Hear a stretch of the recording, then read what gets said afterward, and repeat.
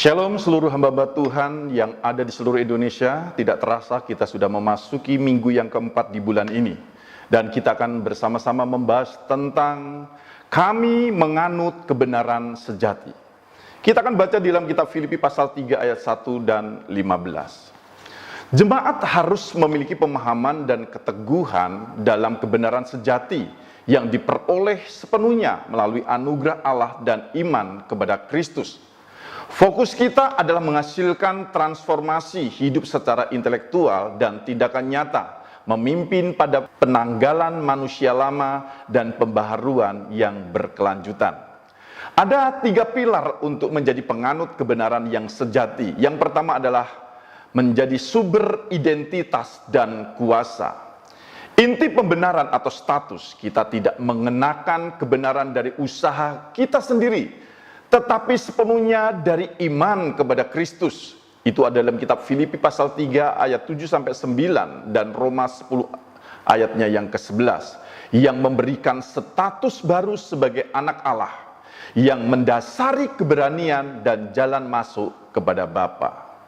Berikutnya adalah berbicara tentang transformasi internal atau pola pikir. Pembenaran sejati memimpin kita untuk mengerti kasih Kristus yang melampaui segala pengetahuan. Saudara bisa baca dalam kitab Efesus pasal 3, 18 dan 19. Pola pikir kita diubah dari berusaha mencari pembenaran menjadi menerima kasih yang sudah tersedia. Berikutnya adalah berbicara tentang manifestasi atau tindakan. Status baru ini harus selaras dengan tindakan iman kita.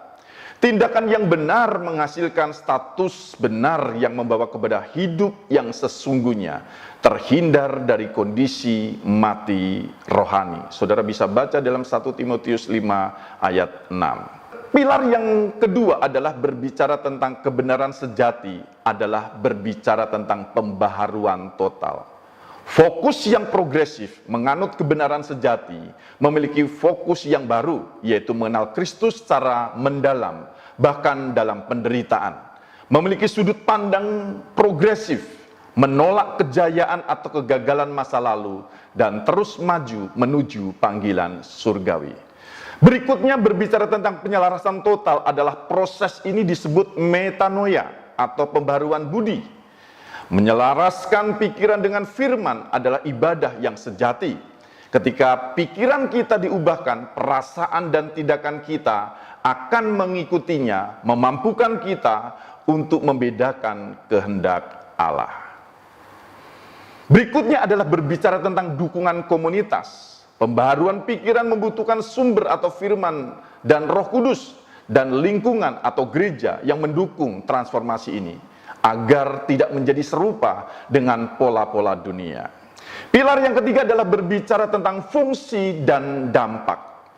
Ciptaan dengan tujuan. Kita adalah buatan Allah, itu dalam kitab Efesus pasal 2 ayat 10. Diciptakan dalam Kristus untuk melakukan pekerjaan yang baik yang telah dipersiapkannya. Kemudian berfungsi dalam tubuh Kristus, dalam misi. Identitas yang benar memimpin pada fungsi yang benar, di mana kita diutus menjadi garam, memberi dampak moral dan terang, memberi arah dan kesaksian. Dalam domain hidup kita, tindakannya melalui gereja adalah bukti kepatuhan kita kepada tubuh Kristus. Berikutnya adalah berbicara tentang jalur menuju kebebasan yang sejati. Ketaatan pada rancangan dan misi adalah jalan menuju hidup yang sejati. Amsal 11 ayat 19. Kebebasan sejati terletak pada berpegang teguh pada kebenaran Kristus, bukan pada kebebasan melalui kejahatan atau hidup di luar rencana Tuhan. Dan akhirnya saudara, kita berbicara tentang 3 tantangan. Tantangan yang pertama adalah integritas hidup. Tanggalkan perhambaan dosa yang tersisa. Jadikan setiap keputusan dan tindakan sebagai cerminan status anak Allah yang telah dimerdekakan. Membuktikan kita telah menerima hidup yang sesungguhnya dan menolak mati rohani. Saudara bisa baca di dalam kitab 1 Timotius 5 ayat 6. Tantangan kedua adalah terletak pada pembaharuan total atau metanoia. Selaraskan pikiran dengan firman. Berhenti menjadi serupa dengan pola dunia dan berfokuslah mengenal Kristus, sehingga kita dapat membedakan kehendak Allah dan menjalani hidup yang sesuai dengan status baru kita. Tantangan yang ketiga adalah buah berupa aktivasi misi dan dampak. Kita adalah masterpiece yang diciptakan untuk pekerjaan baik dan berfungsi dalam tubuh Kristus. Berhentilah bersikap pasif, bekerjalah dalam kesatuan sebagai garam dan terang di domain hidup Anda.